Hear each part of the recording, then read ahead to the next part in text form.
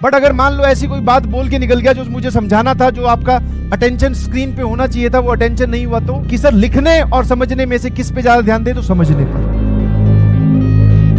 ये बात बहुत आसानी से बचपन से हमें बोली जाती है, बट इसको कोई ध्यान देता नहीं, पता नहीं क्यों। समझ में आया? हाँ, अब लिसन केयरफुली में मैं आपको बताता हूं ड्यूरिंग द लेक्चर आपका जो एटीट्यूड होगा वो क्या होगा।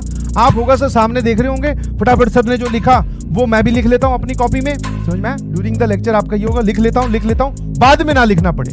नहीं जी, लिखे हुए की पीडीएफ तो मैं तुम्हारे तक पहुंचा दूंगा, बट अगर मान लो ऐसी कोई बात बोल के निकल गया जो मुझे समझाना था, जो आपका अटेंशन स्क्रीन पे होना चाहिए था, वो अटेंशन नहीं हुआ, तो समझने के लिए आपको फिर टाइम स्पेंड करना पड़ेगा, फिर वीडियो वापस देखनी पड़ेगी।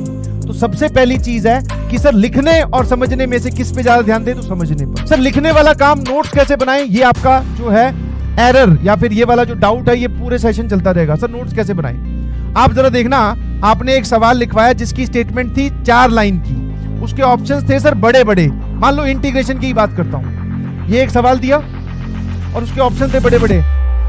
अगर मैं भी लिखने बैठूं तो मुझे 10 मिनट चाहिए बेटा इसको लिखने के लिए कॉपी। तो सवाल लिखने पड़ेंगे जी, बिल्कुल। आप ऐसे थोड़ी नोट्स बनाओगे, थ्योरी लिख ली, सवाल गायब ही है।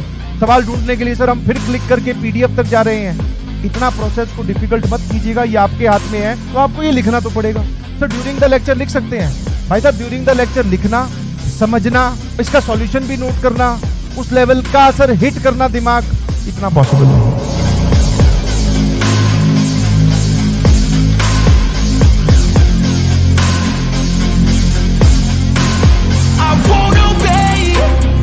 मैंने ड्रॉप ले रखा है, मेरे साथ के बहुत सारे लोग थे जिन्होंने ड्रॉप नहीं भी लिया।